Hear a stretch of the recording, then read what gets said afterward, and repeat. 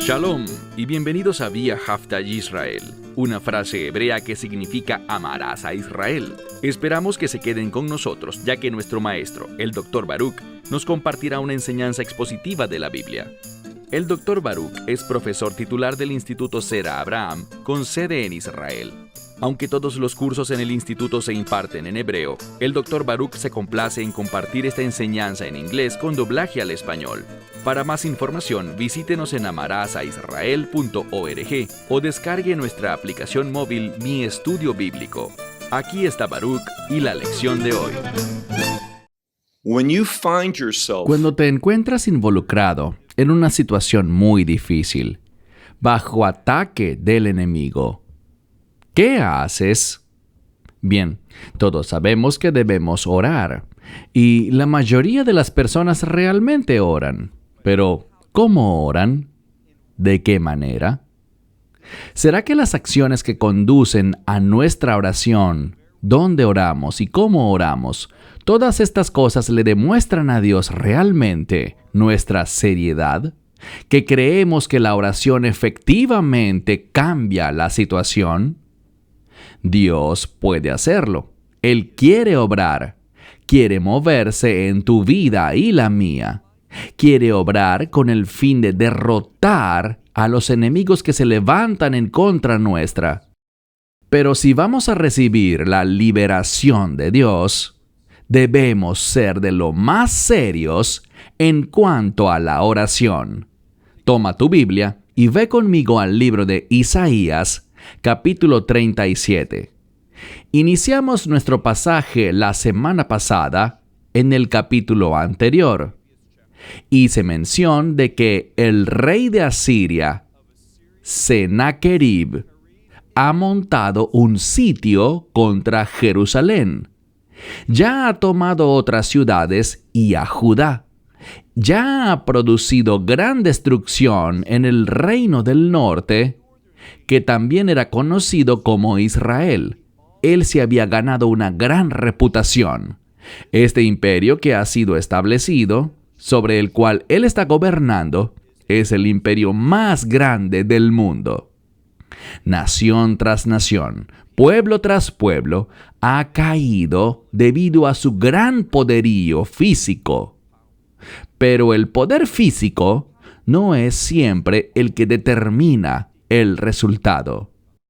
Recuerda lo que dice Melech Shlomo, el rey Salomón. La carrera no siempre la gana el más rápido, ni la batalla siempre la conquista el ejército de mayor poder. Descubrimos que con Dios todo es posible. Vimos la semana pasada que el mensajero del rey Sennacherib fue enviado a Jerusalén. Allí habló delante de algunos de los líderes y delante de todos los ciudadanos que estaban oyendo las amenazas, las blasfemias, y como nación tras nación que habían confiado en sus dioses, caían derrotadas. Y como este funcionario les decía, no confíen en su Dios, porque su Dios no será distinto en forma alguna al resto. Y eso es lo que muchos piensan hoy en día, que cualquier religión es igual, que todas son más o menos lo mismo. Eso es mentira. La palabra de Dios, la Biblia, revela la verdad espiritual. Y eso es lo que perseguimos, la verdad del cielo, con el fin de aplicarla a nuestras vidas y experimentar el poder de Dios, su presencia en nuestra vida, con el fin de que podamos continuar avanzando en los planes que Él tiene para nosotros. Así que iniciemos. Isaías capítulo 37, verso 1. Recordarán que vino un grupo de líderes que mencionaremos en un momento. Hablamos de ellos la semana pasada, que habían oído las blasfemias de este funcionario del reino de Asiria. Y ahora están yendo tal como fueron instruidos, están yendo a contarle al rey Hizquillahu, Ezequías, todo el contenido de ese mensaje. Leamos el verso 1, Isaías 37, versículo 1. Aconteció que cuando el rey Ezequías oyó lo que estudiamos la semana pasada, esas amenazas, esas palabras blasfemas, noten lo que hizo. Rasgó sus vestiduras. Ahora, en cuanto a rasgarse las vestiduras, hay un término especial en hebreo, caría. Es una señal del luto. También es una señal de arrepentimiento. Cuando rasgas tus vestiduras, expresas gran remordimiento, gran tristeza, un deseo de arrepentirte y, aquí está lo más importante, un deseo de experimentar a Dios, de venir ante su presencia de una manera especial. No solo para orar, sino para tener una experiencia con Dios. Verán, muchas veces solo queremos que Dios actúe a nuestro favor. Queremos que resuelva nuestros problemas y derrote al enemigo. Eso está muy bien, pero lo que Dios quiere es compartirse a sí mismo y que se produzca una experiencia de unidad entre Él y nosotros. Ese es su mayor interés. Y cuando solo queremos que Él haga cosas por nosotros, pero no queremos experimentarlo, eso no es madurez espiritual. Así no es como un verdadero seguidor del Dios viviente debe comportarse. Entonces, noten lo que hizo Ezequías. Él oyó estas palabras, rasgó sus vestiduras y se vistió a sí mismo con cilicio, con tela de cilicio. Otra referencia al arrepentimiento. Y se fue para la casa del Señor, es decir, para el santo templo. Cuando uno va al templo, la razón principal puede ser manifestada en distintos comportamientos, distintas acciones, pero la razón principal es adorar. Y este verso nos dice una verdad bíblica muy importante. No importa lo que estés atravesando, escribe esto. Es sabio, no porque yo lo diga, sino porque la palabra de Dios lo revela, que es sabio para ti, sin importar lo que estés atravesando, sin importar lo que el enemigo esté haciendo y haya causado en ti, cuánto estés sufriendo, qué pérdida hayas experimentado. Siempre y en toda circunstancia es apropiado adorar a Dios. Tú adoras a Dios, primero y principal, por quien Él es, y en segundo lugar, por lo que Él ha hecho. Pero si Dios no actúa, si experimentas silencio, si no hay ayuda, no hay asistencia, no hay liberación, y pereces en manos de tu enemigo, Dios sigue siendo digno de adoración. Nunca pierdas de vista eso. Así que, Ezequías expresó evidencias de arrepentimiento, de reflexión, de que se volvió a Dios y se fue. Se fue para encontrarse con Dios. Allí está la clave. Él se volvió a Dios. Él fue y entró en la casa del Señor. Versículo 2. Y envió, y estos son los líderes de los que hablamos la semana pasada. Él envió a Eliakim, quien estaba a cargo del templo, y también a alguien llamado Sebna, el escriba.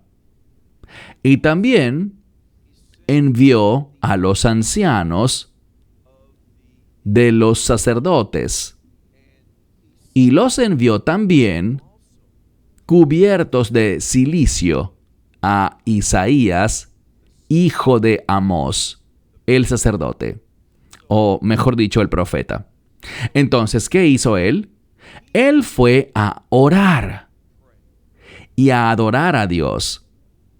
Pero al mismo tiempo envió a estos hombres que le reportaron a él todas las cosas que habían experimentado cuando los representantes de Asiria les hablaron, amenazaron y blasfemaron contra el Dios de Israel. Él envió a estos líderes y también a los ancianos de los sacerdotes. Algo nuevo aquí en este pasaje, los ancianos de los sacerdotes, delante de Isaías el profeta. ¿Por qué? Bueno, esto nos comparte una verdad bíblica importante. La profecía contiene la mayor revelación. Aprendemos mucho sobre Dios. Hay muchísimos principios para la vida. Hay muchas cosas que se nos enseñan a través de la profecía. Por eso es tan desafortunado que los creyentes hoy en día no estudien la profecía lo suficiente. Los profetas del Antiguo Testamento están llenos de sabiduría. Aprendes principios de vida a través de su testimonio profético. Así que Ezequías, un hombre de Dios, un rey que fue agradable a Dios durante la mayor parte de su vida, tuvo un buen testimonio durante la mayor parte de su vida. Hizo lo correcto al enviar a estos líderes a Isaías, el profeta. Ahora, versículo 3. Y ellos le dijeron: así dijo Ezequías, un día de tribulación. Este es un día de tribulación, de angustia. Es un día de reprensión y blasfemia. Este día está lleno de maldad. Hay quienes están blasfemando contra Dios. Hay quienes están causando angustias al pueblo de Dios. Y estamos experimentando una reprensión del enemigo. Porque, y ahora aprendamos algo. Les mencioné que Jerusalén estaba bajo asedio. ¡Qué terrible situación! Lo estudiamos la semana pasada. No hay comida, no hay suministros. La ciudad está llena de basura, desechos y demás. ¿Y qué más? Bueno, como no hay suficiente comida, la gente tiene hambre y cuando tienes demasiada hambre, te vuelves débil. Y esto es lo que dice la siguiente parte de este texto en el verso 3. Los niños llegan hasta el masber. Esto significa el momento justo antes de nacer. Pero la fuerza no es suficiente para que puedan darlos a luz. Así que las mujeres estaban embarazadas y en este momento, tras un tiempo significativo bajo este asedio extranjero, están listas para dar a luz. Los niños están llegando, listos para nacer, pero las mujeres, debido a la falta de comida, no tienen la fuerza necesaria para dar a luz a sus hijos. Así de mala está la situación. Ezequías es el rey, él es responsable de su pueblo, así que debemos prestar mucha atención a lo que hace. Versículo 4. Quizás el Señor escuche, el Señor tu Dios, dándole un mensaje a Isaías. Quizás el Señor tu Dios escuche las palabras de, y aquí habla de este representante de Sennacherib, el rey de Asiria, un hombre llamado Rabshakeh o el Rabsaces, a quien el rey de Asiria envió. Y este es su señor, su amo, hablando de Sennacherib. Él es el amo de este Rabsaces, que fue enviado por el rey con el fin de traer reproche contra el Dios viviente y para reprender con palabras que el Señor tu Dios ha escuchado. Es decir, Dios, tú has visto todo esto y ahora le está diciendo, tú elevarás la oración a favor del remanente que se ha hallado. El rey Ezequías les dice: vayan ustedes, refiriéndose a sus siervos, y hablen con Isaías estas cosas. Lo que está sucediendo, que hay blasfemia, que hay un reproche, una reprensión procedente del enemigo en contra del Dios viviente. Y quizás Dios puede que se mueva en respuesta a esas cosas. Eso es, en otras palabras, lo que Ezequías está planteando delante del profeta Isaías. Ahora mira el verso 5. Y los siervos del rey Ezequías llegaron al lugar donde estaba Isaías. Y él les dijo, Isaías les dijo: así ustedes hablarán a su señor, es decir, a Ezequías. Así dijo el Señor. Este es el mensaje, la respuesta de Isaías a esta situación. Leemos: no temas por las palabras que has escuchado, o la blasfemia de los jóvenes del rey de Asiria. Y no prestes atención a la blasfemia de estos jóvenes que estaban blasfemando, y aquí está la clave, blasfemando contra mí. ¿Quién habla aquí? Dios. Entonces, lo primero que vemos en la respuesta de Isaías es que Dios ya está al tanto. Dios sabe que ha sido blasfemado por los asistentes, los jóvenes del rey de Asiria. Y está diciendo: no temas por esta situación. En otras palabras, Dios lo tiene todo bajo control. Quiero hacer una pausa un momento y compartirles algo. Si estás atravesando un momento difícil en tu vida, Dios lo tiene todo bajo control. Él lo sabe. Lo entiende mejor de lo que tú lo entiendes. Y Dios es capaz de tomar una situación desastrosa y convertirla en victoria, si así es su voluntad. ¿Y qué deberíamos hacer? Bueno, te diré lo que no deberíamos hacer, y eso es hacer una oración a medias delante de Dios. Cuando hacemos oraciones a medias, es porque no tenemos una fe que agrada a Dios. Cuando tenemos un problema, deberíamos ser como Ezequías. Él cambió sus vestiduras, se vistió de cilicio, fue a adorar a Dios. Se arrepintió previamente, rasgándose las vestiduras que tenía antes del cilicio, y fue allí para presentar las cosas delante de Dios, esperando que Dios respondiera. ¿Y por qué hizo esto? Porque tenía fe en que Dios respondería. Y ahora Isaías está diciendo las palabras de Dios. No temas a este sujeto, no prestes atención a las palabras que has escuchado y a la blasfemia de estos jóvenes del rey de Asiria que blasfemaron contra mí. Verso 7. He aquí, estoy poniendo, este es Dios hablando por medio de Isaías, he aquí estoy poniendo en él, es decir, en el rey de Asiria, un espíritu. Ahora, el contexto aquí es que se trata de un espíritu inmundo, un espíritu de engaño. Y me dirás, ¿Dios hace eso? Aquí está la clave. Dios retiene frecuentemente la catástrofe, la dificultad al enemigo, a los espíritus inmundos, a los demonios. Él los contiene lejos de la humanidad, no siempre, pero los ángeles lo hacen. Entonces, todo lo que Dios está haciendo es remover cualquier grado de protección.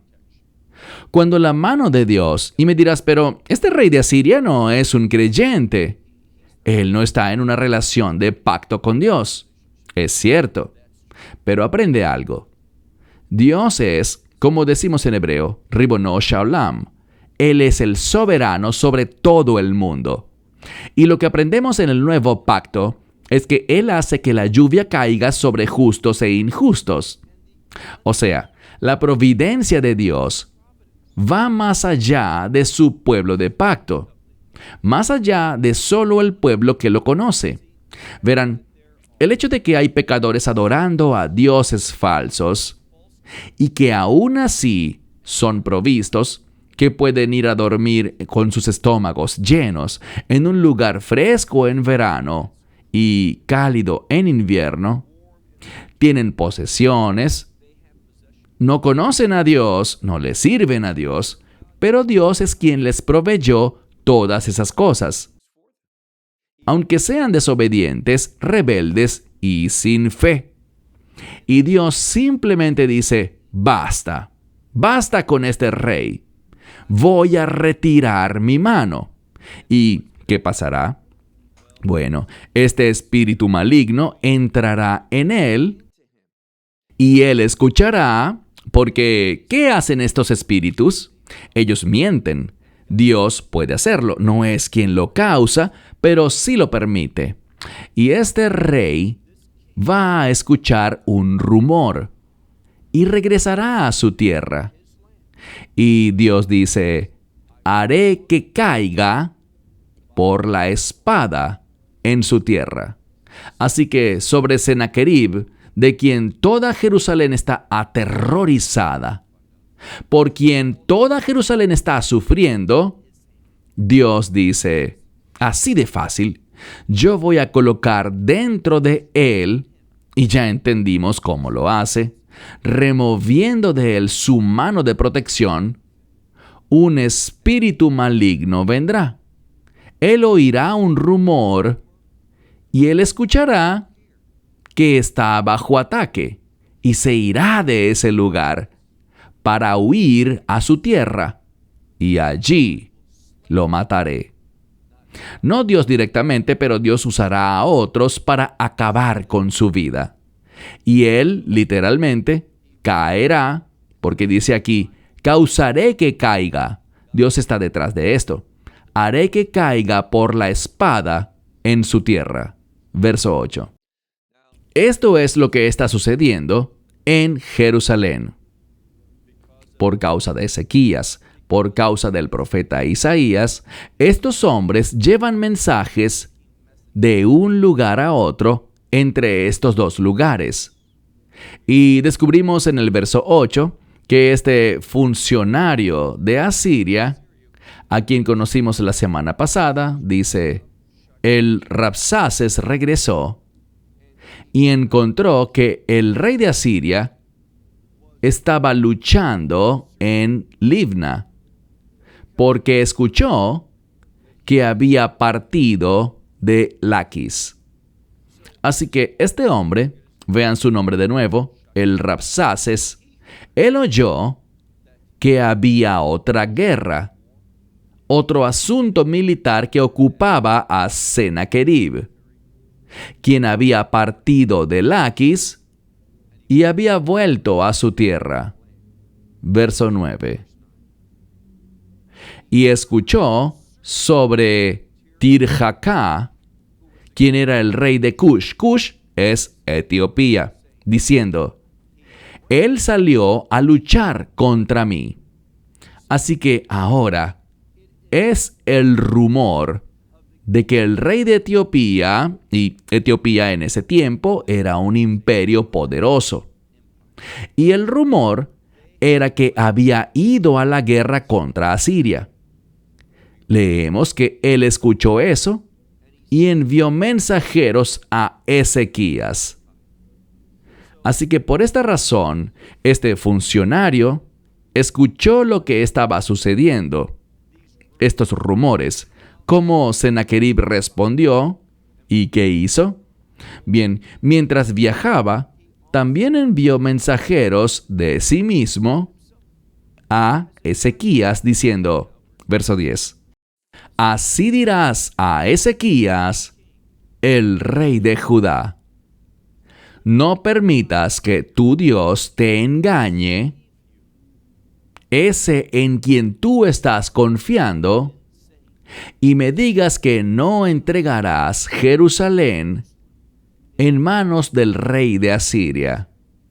Así que este funcionario le dijo mientras viajaba de regreso para reunirse con Sennacherib, envió a sus propios mensajeros con ese mensaje. No te engañes, no pienses que Jerusalén no caerá. Y cuando miramos esta situación, si vivieras allá hace 2700 años atrás y vieras lo que estaba pasando, el vasto ejército alrededor de Jerusalén, el estado de la ciudad de Jerusalén, mujeres muriendo en el parto porque estaban tan débiles que no podían dar a luz a sus hijos, el hambre, la falta de las cosas más básicas necesarias para sostener la vida, gente muriendo una tras otra, cuerpos siendo sacados para ser enterrados porque las murallas estaban cerradas y la ciudad estaba bajo asedio. ¡Qué horrible situación! Y lo que está pasando es esto. El enemigo, una y otra vez, repite las palabras: no hay esperanza para ti, vas a morir, no saldrás de esta, solo va a empeorar, es mejor que te rindas, lo mejor es que abandones al Dios de Israel y vengas y adores como nosotros adoramos. Lo que necesitas es ser como nosotros. Eso es lo que constantemente dice el mundo. Siempre una invitación para venir, unirse y ser como el resto del mundo. Pero este mundo se dirige a la derrota. Verso 11. He aquí, tú has oído lo que los reyes de Asiria, volviendo históricamente al pasado, le dice: sabes, lo que te está pasando ya sucedió en el pasado. No solo ha sido Sennacherib, sino que los anteriores reyes de Asiria, ya oíste lo que ellos le han hecho a todas las naciones, cómo las han destruido. Y esta palabra significa aniquilarlos por completo. Y también leemos aquí: y tú, ¿te salvarás? ¿Serás librado? ¿Qué te hace pensar que eres diferente? Una y otra vez, él expresa ese deseo de decir que no hay nada especial en cuanto a la tierra de Israel, que no hay nada único en cuanto al pueblo de Israel, ni nada sobresaliente en cuanto al Dios de Israel. Que lo que le pasa a todos los demás, al resto del mundo, también les pasará a ellos. Pero nosotros sabemos que sí hay una diferencia, debido al poder del pacto. Lo que hace todo diferente es que Israel, los moradores de Judá, han entrado en un pacto con el Dios de Israel. Pasemos ahora al verso 12. ¿Acaso los dioses de los gentiles, estas otras naciones, acaso ellos los salvaron? Es decir, a esas naciones, aquellas que fueron destruidas por sus padres, es decir, por los ancestros y patriarcas de Asiria. Y luego da unos ejemplos. Hace mención de Gozán, Harán, Resif y los hijos de Edén, y todo lo que estaba en Tel-Asar. Tel-Asar es una región ubicada en Mesopotamia. Entonces él está repasando la historia y dice: mis padres, refiriéndose a los reyes de Asiria, a las generaciones anteriores, ellos destruyeron a todas estas personas. Tú conoces la historia, sabes lo que ha pasado, y no serás diferente. Sus dioses no los pudieron ayudar, así que ¿por qué piensas que tu Dios lo hará? Dice en el versículo 13, ¿dónde está el rey de Hamat, el rey de Arfad, el rey de la ciudad de Sepharvaim? ¿Dónde están esos reyes? Y los de las ciudades de Heina y de Iva. Todos estos lugares habían sido conquistados. Y muchos comentaristas piensan que fueron completamente destruidos. Entonces está diciendo que no solo no pudieron derrotarlos, no solo no tuvieron éxito intentando vencer a Asiria, no solo fueron llevados a la esclavitud y gobernados, sino que estos lugares, muchos creen que fueron totalmente aniquilados. Y esto es lo que este hombre quiere que oigan los hijos de Jerusalén, que la aniquilación les espera. No sigan comprometidos con el engaño del Dios de Israel. Eso es lo que ellos están oyendo. Versículo 14. Todo esto llegó a oídos de Ezequías. Y noten su respuesta, versículo 14. Ezequías tomó los libros de las manos de los mensajeros. Así que estos mensajeros escribieron todo para que Ezequías leyera y entendiera exactamente contra qué estaba enfrentándose. Y lo leyó y subió una vez más a la casa del Señor, llevando todo este material que le habían dado por escrito, y lo extendió. Ezequías lo extendió delante del Señor. ¿Y qué hará ahora? Veámoslo en el verso 15. Desde este punto hasta el momento en el que concluyamos nuestro estudio, y me refiero al estudio de hoy, vemos que Ezequías elevará una poderosa oración, una de la cual podemos aprender muchísimo. Leamos por favor el versículo 15. Esto es lo que sucede. Ezequías oró al Señor diciendo: Señor de los ejércitos, verso 16, Señor de los ejércitos, Dios de Israel, aquel que se sienta entre los cruvim, es decir, entre los querubines. Tú eres Dios y no hay otro, solo tú. Entonces tú eres Dios, solo tú. Y todos los reinos de la tierra tú has hecho, así como también los cielos y la tierra. Él se dirige a Dios porque Dios lo ha creado todo. ¿Qué significa eso? El Creador es mayor que su creación. Si Dios pudo crearla, también podrá manejarla, organizarla, destruirla, moverla, lo que sea. Dios es soberano. Él es el más grande. Y noten cómo se llama aquí: el Señor de los ejércitos. Siempre que aparece ese término, es un término de poder que se relaciona con el Dios de Israel. Verso 17. Él dice: Oh Señor, inclina tu oído, es decir, ajusta tu oído, gira tu oído y escucha. Abre, oh Señor, tu ojo y mira. Ve y escucha todas las palabras de Sennacherib, las cuales él ha enviado para traer reproche sobre el Dios viviente. Un elemento que necesitamos señalar es el siguiente. Hemos visto una y otra vez que cuando Ezequías habla de Dios, lo llama el Dios viviente. Viviente implica que Él está activo, está presente y es capaz. Y esa es la diferencia, porque todos los demás dioses de los pueblos no eran dioses vivientes. ¿Y por qué insisto en esta verdad? Pues solo sigue leyendo.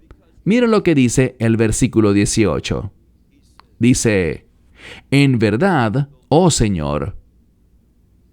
Repito, en verdad, oh Señor, los reyes de Asiria han destruido todas las naciones y sus tierras. Todo lo que ellos conocen es una cosa: destrucción. Es muy importante que leas eso y lo entiendas. Miremos de nuevo. Esta es la oración de Ezequías. En verdad, oh Señor. ¿Y qué quiere decir? Ezequías quiere decir: Dios, entiendo la lección espiritual aquí.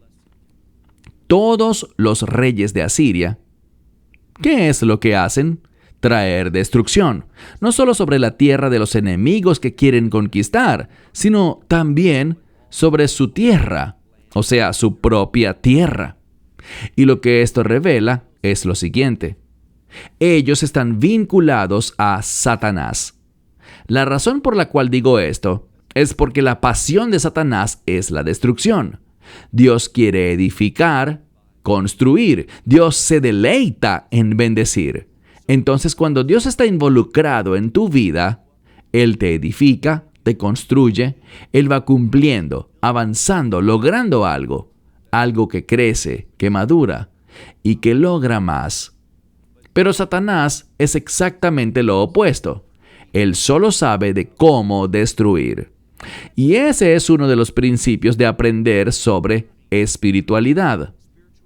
Si alguien siempre está derribando a otros, siempre menospreciando a alguien, siempre queriendo intentar elevarse a sí mismo al rebajar a otros, ese no es un discípulo del Mesías. No, un discípulo del Mesías es humilde y quiere edificar a los demás. Entonces, él va a usar su humildad para servir a Dios y ser una influencia positiva y edificante en los demás. Eso es lo que lo motiva. Eso es lo que él hace. Pero dice: en verdad, oh Señor, mira a los reyes de Asiria, cómo traen destrucción sobre todas las naciones, países y sobre su propia tierra. Versículo 19. Coloca sus dioses, y fíjense, ahora estamos hablando de los dioses asirios. Dice: prende a sus dioses en el fuego. ¿Cómo se entiende esto? Como juicio. Él simplemente dice: Dios, juzga la condición espiritual de los asirios. Porque todos sus dioses no son dioses, ya que son obra de manos humanas. Están hechos de madera y piedra. Y noten cómo termina el verso 19. Y ellos los destruirán. ¿Qué significa eso? Significa que estos dioses solo saben cómo traer destrucción. Y estos dioses serán juzgados. Eso es lo que Ezequías quiere. Y debido a que los asirios los siguen, estos dioses llevarán a sus seguidores a la destrucción. Ellos perecerán. Ahora, lo que necesitamos aprender de esto es lo siguiente. El rey Ezequías logró mucho durante su reinado. Y una de las razones de su éxito es que tenía discernimiento espiritual. Lo diré de nuevo. Una de las razones por las que Ezequías fue capaz de tener tanto éxito, aunque lamentablemente no terminó bien, y lo veremos en un par de semanas, pero durante la mayor parte de su vida fue un rey piadoso. Y él tenía algo extremadamente importante. Él tenía discernimiento espiritual. Él sabía algo, y esta es una lección que tú y yo debemos aprender y también conservar. Cuando alguien está siendo guiado por el enemigo, cuando su motivación no es una motivación piadosa, cuando no está comprometido con el reino de Dios y no es un discípulo del Mesías Yeshua, él está en un sendero directo hacia la destrucción. El tiempo es su enemigo.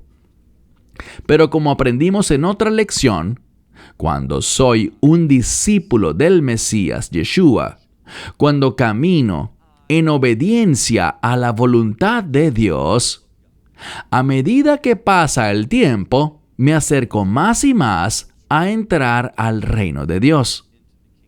Ya sea que eso ocurra porque termino mis días aquí y muero, y estar ausentes de este cuerpo es estar presentes con el Señor, o porque el Mesías establece su reino, porque Él regresa y me lleva a su reino, al reino de los cielos.